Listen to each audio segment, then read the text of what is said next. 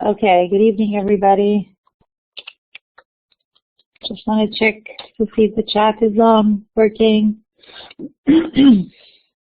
Okay, good evening.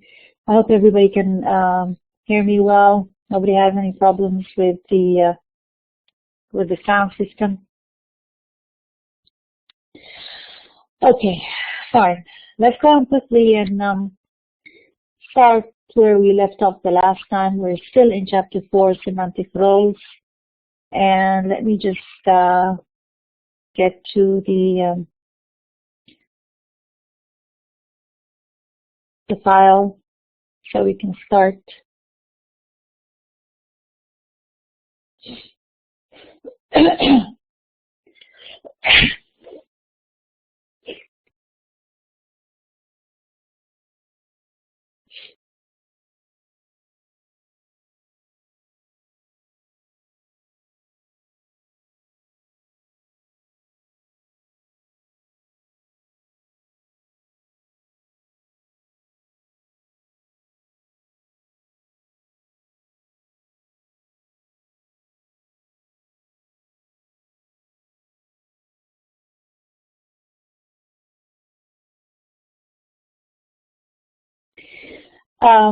The last time we met, we said that there's always only one predicate in any sentence on the semantic level. There's only one predicate and a number of arguments.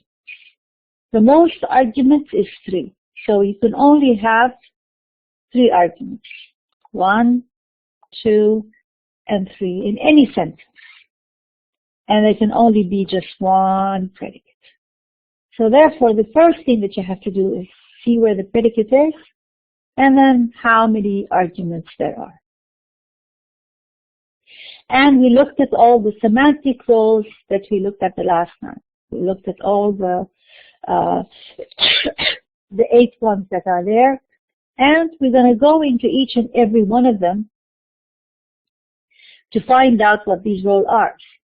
Now, when you're in what we call the valency theory, you want to know the number of arguments that the predicate has. So it could be argument 1, 2, or 3. So every predicate either has 1 argument, 2 arguments, or 3 arguments. And we also said that there's what we call a 0 argument, and we look and see what it is. And remember we said that these predicates in semantics can either be verbs or adjectives or prepositions or even noun phrases. You just have to know how many referring expressions they have and their roles. This is what we call valency theory. Now, we took a quick example. We said if it's the sentence, it is snowing, we're going to take away the ing because it's part of the grammar. And it and is, here there is a preposition is, but it's what we call the dummy is. It doesn't refer to anything. It's just what we call a dummy it. Dummy means it's just a grammar it. It doesn't refer to anything. So therefore, there's only one predicate here in the sentence, and it's snow. It has no referring expressions at all. And so that's why we said it's 0 valence. When you said my brother snores, here is the predicate snore. And it only has 1 referring expression, 1 argument, so it's a valency of 1. If you say Chris is making an omelet, there are 2 referring expressions, so it's a valency of 2, and the predicate is make. When you have Agnes is writing her mother a letter, you have 1, 2, 3 arguments, so it's a valency of 3, and the predicate is right. Now, in this chapter, we're going to be looking at valency 0, 1, and 2. We're not going to be looking at detail in valency 3. This is for another chapter, and this chapter is not included in your curriculum. But you need to know that there are some verbs, some predicates like write, that take 3 arguments and not just 2. Now, if you have a predicate like write, or for example, sent, Agnes sent her mother a letter. Or gave, Agnes gave her mother a letter.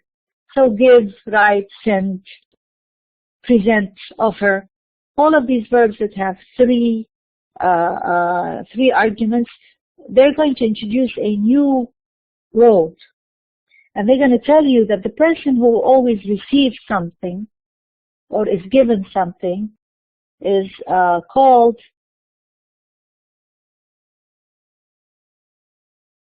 the goal. هو الهدف يعني, the goal. So Agnes is the person who sent. She's the actor. Who did she give it to? Her mother. So her mother is the goal. And this thing, the thing that she always gives it, or the object that is being given or sent, is called a theme. So when you have balancing 3, it's always goal and theme. And then this one over there, yes, Agnes is the one who's actually writing. She's the actor of the letter. But remember, before she wrote the letter, it wasn't there.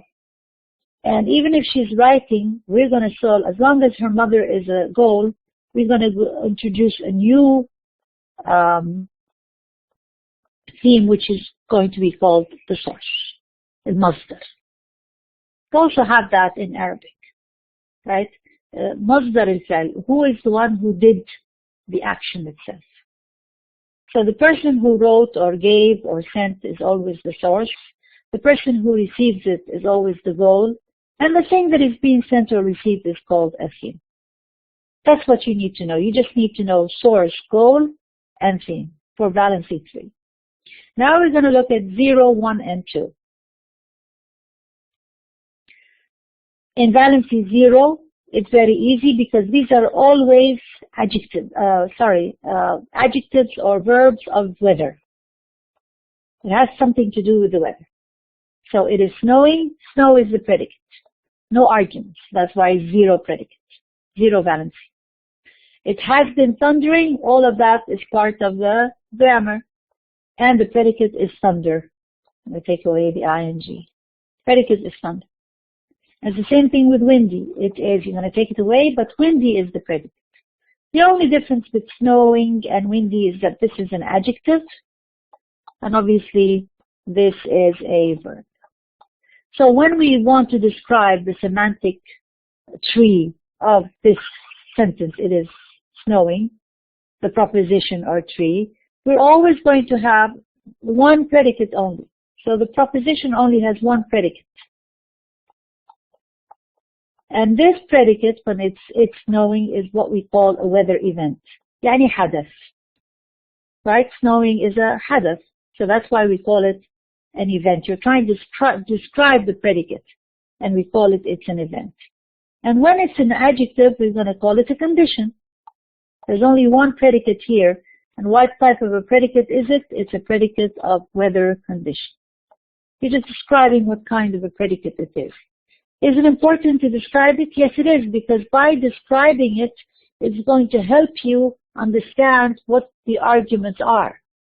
Anytime you see something of weather, like snow or thunder or windy or rainy, you know that this is a predicate and that it's 0 balancing. There are no arguments. So this is relatively easy. Now, balancing 1, there are a number of predicates in balancing 1. Not just one, but a number of them. So let's look at the first one. When you say the dog is sleeping, the dog obviously is the referring expression, right? The argument. Because it's a noun phrase. It's the argument. So where is the predicate? It has to be sleep. So take away the ing and take away the is. So the predicate has to be, that's the predicate. Sleep. Now we know that there's only valency 1, right? Because sleep only has one argument. But we want to know the role of the dog. What role does he play in this sentence? The semantic role. And remember, there are only 8 roles. Actor, agent, effect, affecting. You have to know this. All of these words, all of these roles. It's just like knowing subject, object, adverbial, complement. You have to know the same thing in semantics, the roles that they play. Now, dog is easy because we said that anytime there is an argument and it is only doing one action without affecting anybody else, it immediately becomes an actor. So dog here, obviously, is an actor. And what is he doing? The predicate is sleep. And what type of a predicate is it? It's a predicate of action. What's about when you say Larry laughed? It's the same thing. Larry is the argument. What is he doing? He's laughing, and laughing is an action. So sleep and laugh are all action predicates, and both of these, the dog and Larry, are immediately actors. But there's another type. It's also an SV. It only has a subject and a verb in syntax. But now it's a little bit different. We cannot say that grandfather is an actor because grandfather doesn't have what we call volition or irada here. Can grandfather wake up in the morning and say, I'm going to die, or I want to die? Or he says, I am dying now, or, I want to, I want to actually go up and do the dying. It's not possible, right? Because dying is what we call an event, or hadath. It's like falling. If you said,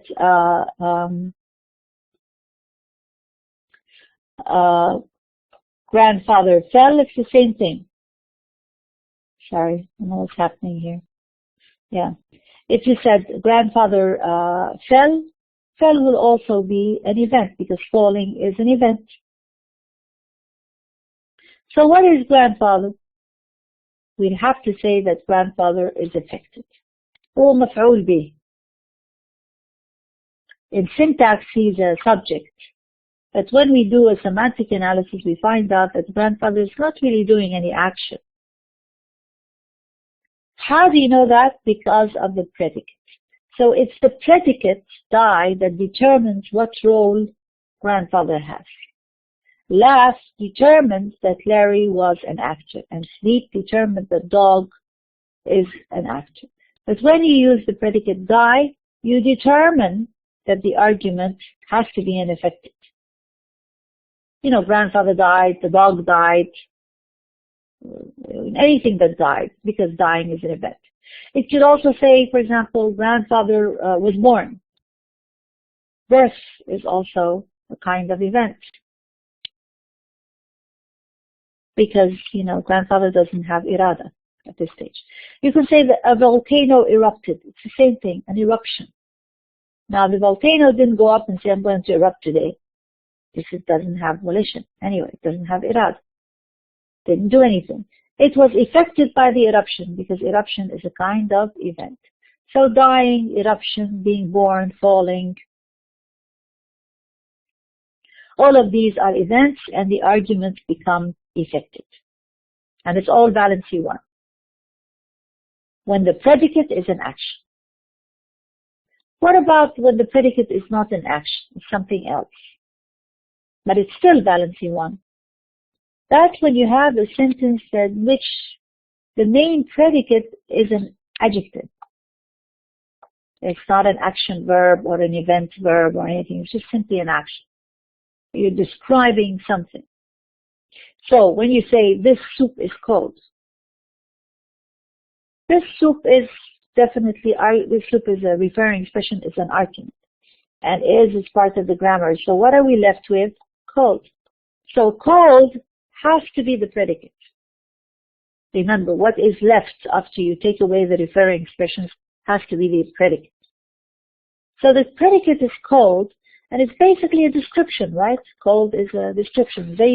Any other adjective or sifa. It's simply a description. So you could say the soup is cold, the soup is hot, the soup is bad, the soup is good. All of these adjectives will be descriptions, and their arguments will be immediately what we call a theme. A theme is just like a mubtada. It just starts the sentence. But the verb is simply is. It's what we call a stative verb. What is a stative verb? A stative verb just says that something is without being any activity at all. You can say this bottle is empty. It's the same thing. Or this bottle is full. This bottle is half full. Whatever description you have. This bottle is red. Because red or blue or green is also a kind of adjective, and it's also a description, as though the bottle is the theme. A little bit different when you say Terry is impatient. It's the same thing in terms of adjective, and Terry is also a theme, but the only difference between cold and impatient is that this is what we call subjective, right? The adjective is subjective. Subjective meaning you cannot measure it, right? Terry is happy, Terry is sad, Terry is nervous. All of these adjectives that describe an emotional thing, an adjective that is emotional, not measurable, you can't measure it. They're subjective adjectives, but they're still a description, and Terry is still seen. Also in valency 1, remember all of this, we're talking about valency 1. So far we have three types of adjective, three types of predicates in valency 1. A predicate that is an action, like the dog laughed or the dog ate or slept. A predicate that is an event, like grandfather died, for example. A predicate that is a description, like the soup is cold. And now we have another kind of a predicate when the predicate is a noun phrase, referring expression after the verb to be. So here it is. This is this man. It's an argument, obviously. There's the verb to be, and after the verb to be, you have a noun phrase. But this noun phrase, we're going to call it a predicate because a carpenter is simply a description, right? A carpenter, a dentist, a teacher, a sailor. It just says an occupation, mihna. So when it's this, when it's a mihna, it becomes a predicate immediately. It does not become an argument. Or when it is a nationality, like this man is Saudi Arabian. Saudi Arabian is the same thing. It's a description of something. We call it an identity, hawiyya. Okay? You're describing what is the identity of this thing. And if that occurs, it also becomes a theme because there's no action. Notice that there's all the verb to be. But after the verb to be, instead of having an adjective, like this man is thirsty, for example, or this man is happy, now we have a noun phrase. And it describes a mihna mu'ayyana, a career like a carpenter or dentist. Or we can also have, like, for example, this one. Cora and Willis are the class leaders. Notice here that it's a the, not a, right? It's a definite noun phrase. So it's the same thing, the village idiot. But the only difference between this man as the carpenter and Chorus and Willis are the class leaders is that in this one, you can reverse the argument.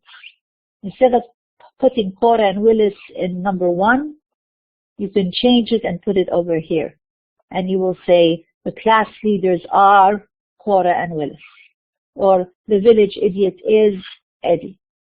In these two sentences with the, that start the noun phrase with the, here's our reversible.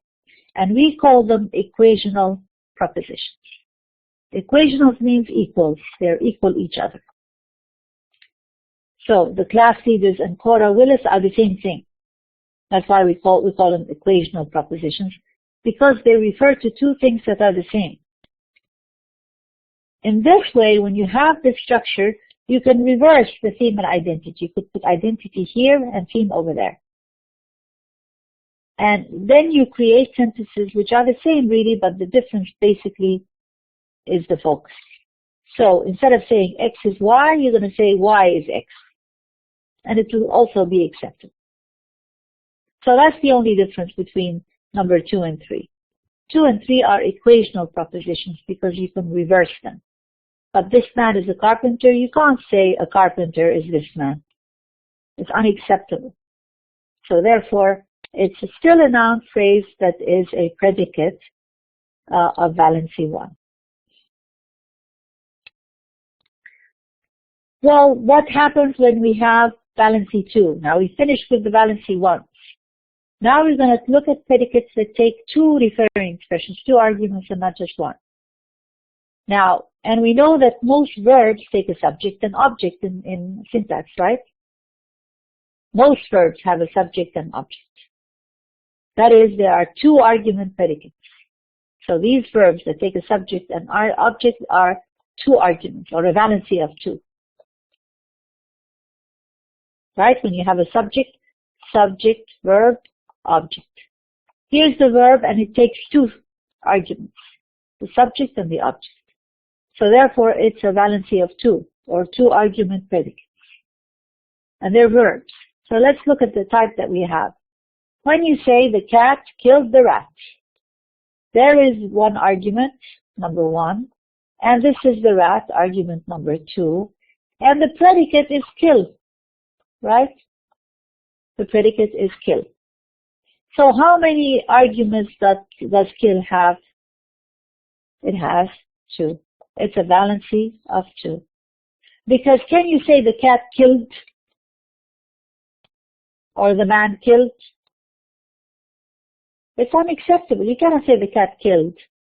When you use the verb kill, you have to have two arguments to use it. So therefore, here kill includes two arguments. It's a valency of two. The same thing with I broke the window. Here's the verb break. It's the predicate. It has two referring expressions, to I and the window. Two arguments. So it's a valency of two. Now we want to ask ourselves, okay, if this kill is a predicate of two, of valency two, or two argument predicates, what about the roles? What is the cat and what is the rat? In syntax is very simple. The cat is the subject and the rat is the object. So what about the description in semantics? We're going to do this small diagram of what we call the tree. It's a small tree. Always in the middle is the predicate. Because remember, there's only one predicate in a sentence and it has a number of arguments. In this case, it has two. To make it easier, we'll have to see what type of a verb is this. Killed and break and even bathe over here, to wash or to bathe. All of these are action verbs. Kill, break, bathe, they all describe some kind of action. The cat stole the book. The cat ate a rat. The cat hit a rat. You know, any kind of a verb that takes two arguments is an action verb. Now, argument one here, the cat, is always an agent. Why is that? Because remember, we said an agent is something, is an argument that does an action, and by its action, it affects something else. So over here, cat is an agent because he killed the rat, and now the rat becomes affected. Does it change? Yes, it did change. Now the cat is eaten. Is no longer the same rat. He has been affected by the action of killing. And so the rat becomes an affected and the cat becomes an agent. The same thing with I broke the window. I is the agent because I did something to affect something. And the window becomes affected because now it's broken. It's no longer the same window.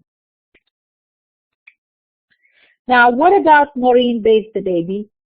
Bathe means to wash, right? To give it a bath. Maureen is also the agent, yes. It does the action of washing. Bathing is a action verb, yes. And the baby is now washed. He's affected. He's no longer the same baby. He was a dirty baby before and now he's a clean baby, so he's washed. But the only difference here is that bathed over here is what we call a reflexive predicate. Reflexive means عكسي, يعود على. It returns back. And you can say Maureen bathed without an object. Now when you say Maureen bathed, what does that mean? That Maureen bathed who? Herself. She washed herself because it's a reflexive predicate, a reflexive verb. عكسي, and you can go back and say did it to yourself. Maureen bathed, Maureen washed, Maureen dressed.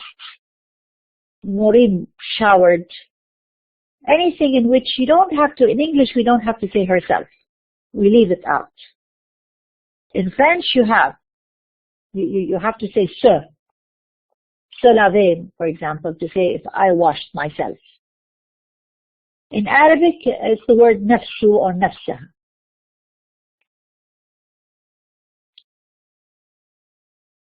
So some verbs are reflexive. In English, you can use the reflexive verb without stating herself or yourself or whatever. So that's the only difference, that when you use it reflexively, the affected person becomes Maureen again. So when you say Maureen bathed, Maureen is the agent and the predicate is action, yes, but there is an argument too. يعني ضمير مستتر, صح? It's there because you assume it's herself.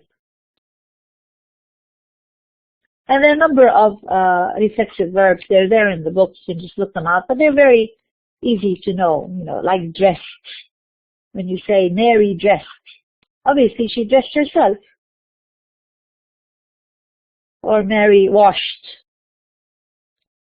She can wash somebody, but if you say just washed, it means she washed herself.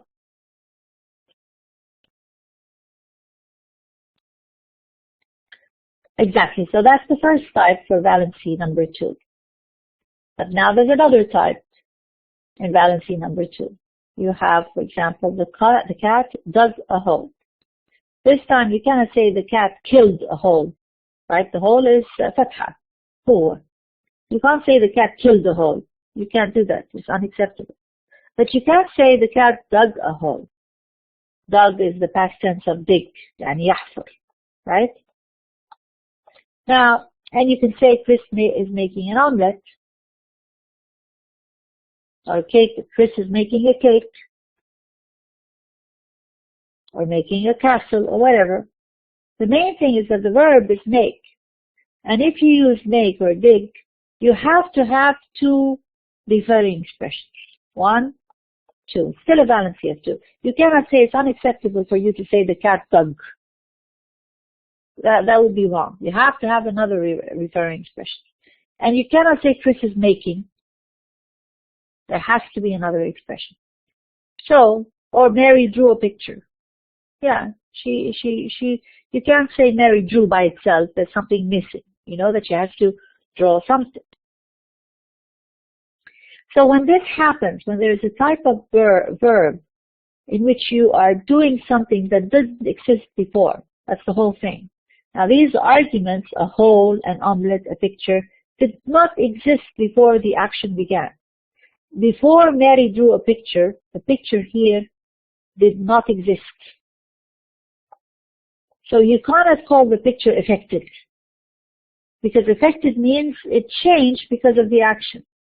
Over here, the picture did not change. It wasn't there in the first place. It did not exist before Mary drew it. And so therefore, we have to have a new role for it. And this new role we call the effect with an E, okay, an effect. And so this is the tree for this particular sentence. It has one predicate, which is an action predicate, and it has an agent and an effect. Obviously, it's an agent because it does something to affect another thing, so it is an agent. But the argument number 2 is an effect. You can say, instead of make, you can say built. Chris built a castle, built a house. Chris made a window. Remember, the window at the beginning was ineffective when you say Chris broke the window because the window changed. But now Chris is making a window. So window here is not affected. Window here becomes what? Becomes an effect because the window did not exist before Chris made it. So it all depends on the type of predicate that you're using.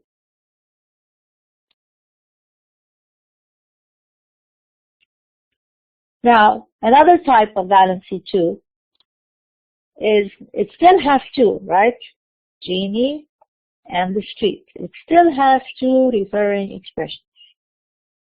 but the verb changes now. Now we use cross, enter, climb.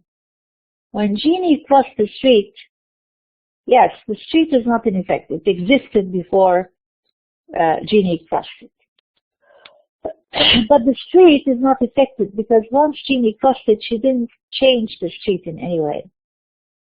So the street becomes basically the place where the action occurred.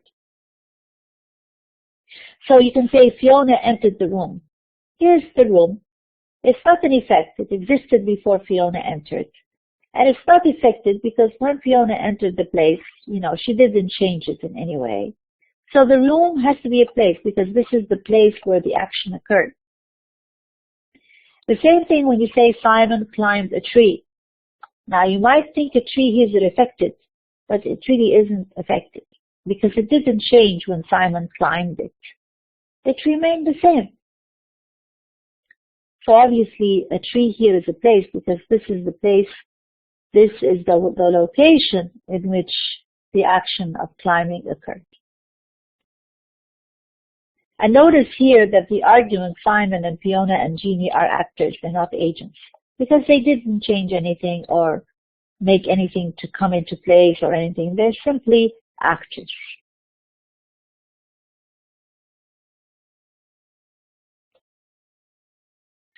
Now, also in valency number 2 is, for example, when you say, you are disturbing everyone. Now, everyone is argument 1. You are, you and everyone are arguments, and the verb has to be disturbed. Now, disturb, or you can say you surprised everyone. Disturbed and surprised, or you can say Oliver is envious of his brother, or Oliver envied his brother, or Paul was angry with her friend. All of these, angry, envied, disturbed, surprised, all of these verbs are verbs that basically are what we call an effect with an A. An effect means affection, emotion. Remember, it's not effect with an E, it's affect with an A, and it's a predicate.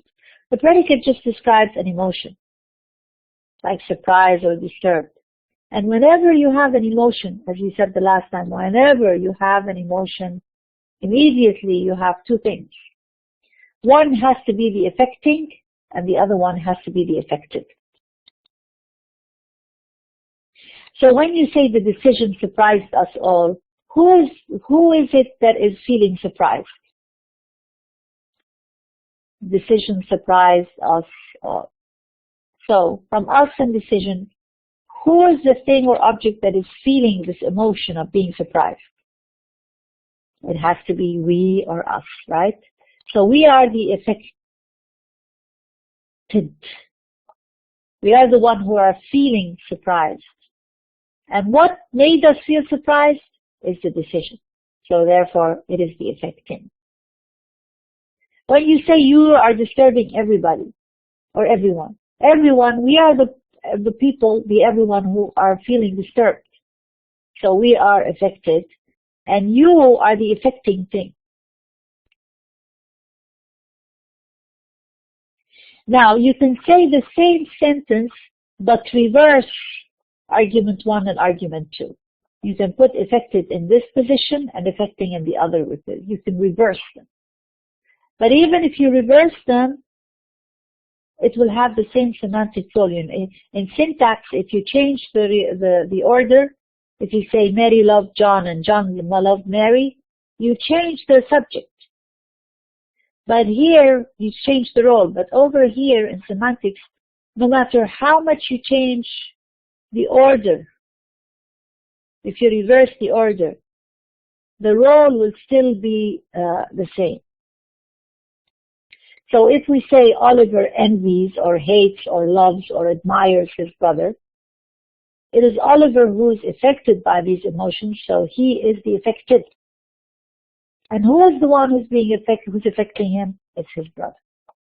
So therefore, you see what's happening. You're reversing the order. You're having affected first and affecting last. So instead of saying the decision surprised us all, we can say we were surprised by the decision. And we will be the affected first. Paul is angry with his friend. So there's Paul, and the predicate is angry, and then the argument number 2 is friend. Same thing. Paul would be the affected because he's the one who's feeling angry, and the friend would be the affected thing. Notice that either if you say envied as a verb or envied, Oliver is envious of, it's the same thing. Whether you say it as an adjective or whether you say it as a verb, it really means the same thing.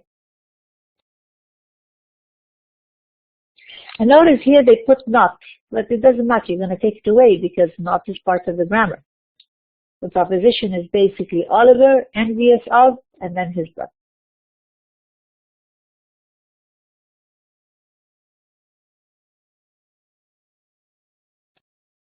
And so this is another type of valency too, in which the predicate is an effect and the 2 arguments, one is an affecting and one is an affected. Still in valency number 2, and now we have a combination of an adjective and a proposition next to each other. Not just an adjective, but an adjective and a proposition combined together in a compound adjective. That also is a valency number 2. And after the adjective and the proposition, you have an object of that adjective or a complement of that adjective. So you can say, I'm afraid of that dog. Here is the adjective, the compound adjective, afraid of. So here is I and that dog, and you have a compound adjective that is afraid of, and obviously it's also an effect because it's a feeling, right? It's an emotion, afraid of. So the only difference is that the predicate is afraid of. It's together, a combination of afraid and of. And it's aware of also. It's curious about. It's also affected and affecting. So we are not aware of the accident. Here's the accident, here's we, and the predicate is aware. Notice here, aren't you curious about the plans? Now this is a question, right? But don't get yourself confused. Don't say this is a question, what shall I do? All of this is part of the grammar, are not grammar. You're really looking at the proposition, which is you, the plans, and curious about. Remember, curious about, aware of, afraid of. Don't say, what is this, what shall I do with it? No, it's part of the adjective.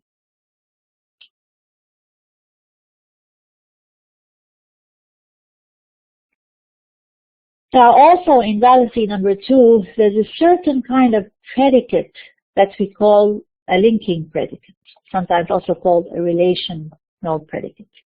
Now this is a very special type of predicate in which the predicate, remember we always say we have, when we say linking or relational, we mean that there are 2 things on each side. So what is this linking predicate? It's mainly prepositions, not with an O, but with an E, prepositions. Prepositions like, she is like her mother, Tom is with Anne, the book is about fossils, Tom is near Anne, Tom is above the table. All these prepositions and adverbs. Now look, is like her mother, like is not the verb. It's not Sheila likes her mother. Sheila is like her mother means similar to. Right? It doesn't mean like hubb or gharam or raghba or whatever. Okay, it's not like as being happy with. No, it's like the preposition. So here, Sheila and her mother are the argument, and the predicate is like, or with, or about. All these prepositions are also predicates. Remember, a predicate in English, yes, it means to look like. She's like, or similar to her in whatever.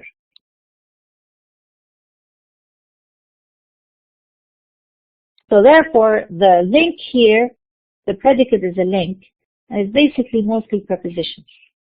And when you have prepositions as predicates, again, we have to have the theme and associate.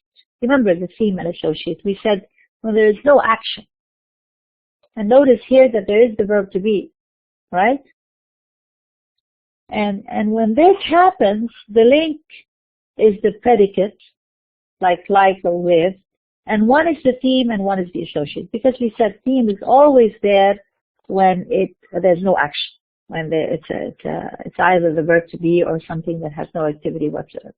And the other side is the associate.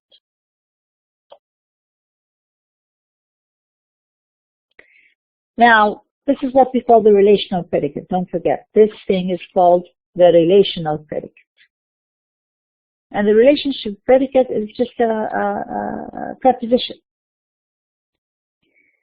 But it also can be relation in terms of space and time, so you don't, get yourself confused, or some kind of measurement or weight. So you can say Canada is the north of the U.S. North of is, space, right? The party is on Saturday. Here it is. It's also a link. It describes time. When is it? It is on Saturday. The party is at school. It tells you the space or the location. This package weighs 5 kilos. Again, it's relational. Although weighs is a verb, but it doesn't really do any action, right? It just tells you the weight. This package costs. Anytime that you have a cost, a price. Also, one is a theme and one is a associate.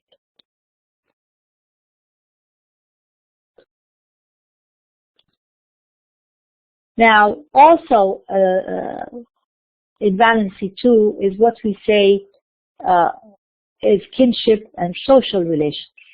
They're also linking predicate. The predicate is also a link. So the link is any kind of preposition, but the link is also when you see any kind of kinship. Kinship means relations, ahliya. Like my mother, my father, my daughter. Not only or kinship, but also social relations like neighbor, boss, employee. Anytime you have a social relationship or a kinship relationship, these are also predicates of link. So if you say Julie is Carol's daughter, Julie is argument 1, Carol is argument 2, but here daughter is the predicate. It could be Julie is Carol's mother, Julie is Carol's sister, Julie is Carol's aunt. Any kind of relationship. It could be Tom is Carol's brother, Tom is Carol's father, Tom is Carol's uncle. It just has 2 referring expressions, and the word itself, daughter, brother, sister, is the predicate, and it's a link. And it's always together, daughter of. So Julie, daughter of Carol. Here we use the apostrophe S, but it's really the idea that Julie is the daughter of Carol. So Julie is theme again, and Carol is associate, and the daughter of becomes the link. What if you say Mr. Smith is my boss? Notice this is boss, this is the predicate. But this one, my, is the associate. It should be really Mr. Smith is the boss of me. It's the same thing when you say Mr. Smith is my father. The predicate is father, and my is really refers to you, me. Or Mr. Smith is his uncle. It becomes, he as the associate. Again, when you say the Browns are neighbors of the Greens, here's the Greens, here's the Browns, and this is neighbor of. It's a social relationship, because a neighbor is a social relationship. And you have obviously neighbor of as the link, and on both sides, one side would be the theme, and the other one would be the associate. Now let's look at the practice. It's there in your book, and I suggest you look over it because it has many other examples, and it will help you understand how to draw the semantic structure of a sentence. Remember, all you have to do is just write predicate on top. This is what the tree is like in semantics. You just have to name the predicate, and then either if it has one argument or two arguments. Argument 1, and this is argument number 2. That's all. In the middle, you're going to put what type of predicate is it. Is it action, description, link, whatever. We're not going to have 3 because, remember, we're all going to look at valency 2. We're not going to have a third argument. So let's look at the practice, see whether you're able to do that. This is on page 75 to 76. Let's look at A. Jenny admired the painting. And the first thing that you're going to do, and I help you out with this one so you can do the rest. The first thing that you're going to do is circle all the referring expressions, the arguments, because then you can find out where the predicate is. So, the first argument is Jenny, and the second argument is the painting, because these are the noun phrases and the referring expressions. So, where is the predicate? It has to be admire as the predicate. So, admire is a valency of 2, because it has 2 referring expressions. Now, the second thing that I have to do is to find out the roles of Jenny and the painting. To find out the role of Jenny and the painting, I have to look at the verb, the predicate, and ask myself, what type of a predicate is admire? Is it an action? Is it an event? Is it a description? Is it relational? Is it a link? Is it identity? You know, what kind of adjective predicate is admire? Because that's the only way you're going to find out what Jenny and the paintings are. Okay? Anybody have any idea what? Yes. Affecting, affect, affected. Yes. I know. That's right. What did you do? You looked at admire and you said, Amani, that it's an emotional thing. It's a feeling. Who is the one who's feeling this emotion? It's Jenny, right? So Jenny has to be the affected, right?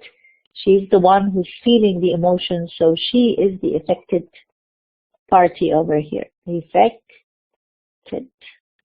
And what is the thing that's causing her to feel this way? To feel admiration? With the painting. And obviously the painting becomes an affecting ing. Right? So let's look at the second one. Derek bent the tube. Bent means يلوي, يلتوي, not like break, but يلوي. So the referring expressions are Derek, yes, who's an agent. Thank you very much, Serene, because he is the one who affected the tube, right? So Derek, as Serene says, is an agent. Bent is the predicate, and the tube is what? The affected. That's great, excellent. Because the tube is the object that has been affected by the activity of bending. And who did this bending is Derek. So Derek must be an agent. Now, the children built a sand castle.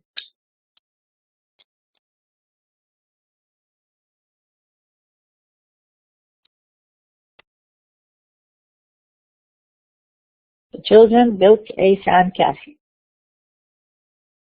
Come on, people. The children are agents. That's one referring expression, the children. And Serene says the children are agents because they're the ones who built a sandcastle. Okay. And then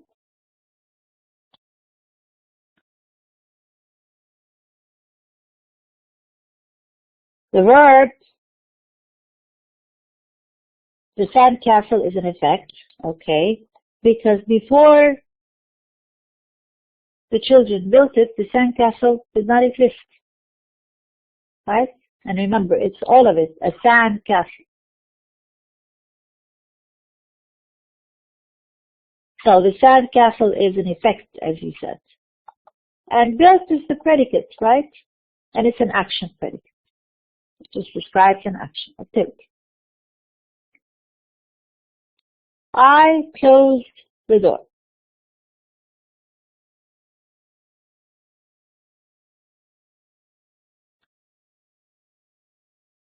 I am the agent, yes, because I did an action that affected something else. And close is the predicate, it's an action verb. And the door is what? The affected, yes, because now the door is closed. It's no longer open. It has become affected by the activity of closing, which I did, and I am obviously the agent. The chef cooked a great meal.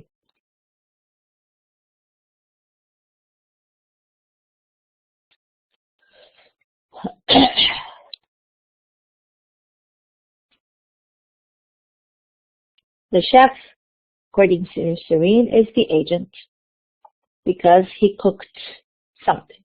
Okay, agent. And then, yes, the chef is the agent.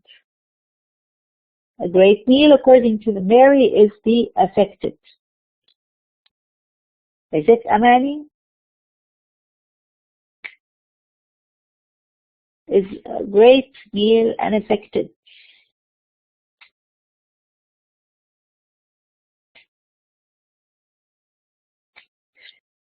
It's an effect, right?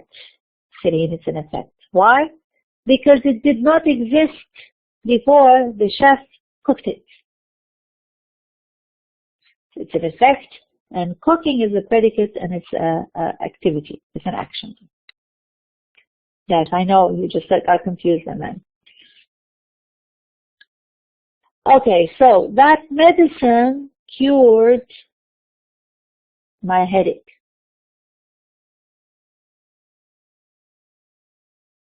Two referring expressions, that medicine and my headache. These are two arguments. So the verb, the predicate has to be cure, right?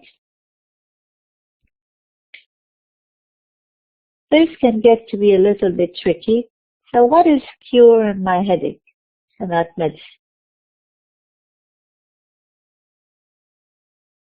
That medicine, an effect. هنوف ما في شيء اسمه effect as a role في الargument. An effect is a verb that is a predicate. And on both sides there is affecting and affected. You mean the medicine cannot be just an effect. So the medicine is an affecting. Okay, this is the one that does affect something, right? That's okay. Affecting. It's affecting. And the thing that is being affected is my headache. So it is the one that is being affected by the medicine. And obviously cure is an effect. It's like, you know, love and emotion, it's an effect. Because it has the ability of curing, it affected something else. Or you can actually say that my headache is affected and that the medicine is affecting, and yeah, I think this is the only way, and cure is in effect. Because the medicine doesn't have, if you want to think of it as an agent, I guess you can do that, right? But the best way is that medicine is affecting. I think, Shuruk, you're right. It's affecting. It affects, and the affected first thing is my headache, and this way cure is in effect. Right. The boys climbed the wall.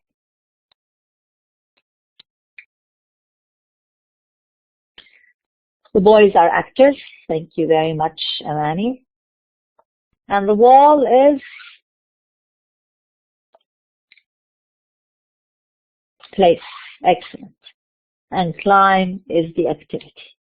Place, the wall is the place because this is where the action happens. Now they gave you two sentences that are very exactly the same except for two words, defended and destroyed, just to make you realize that it's the verb that tells you what kind of roles the other arguments are going to have. So let's look at the first one. Stout troops, or the second one really, this one.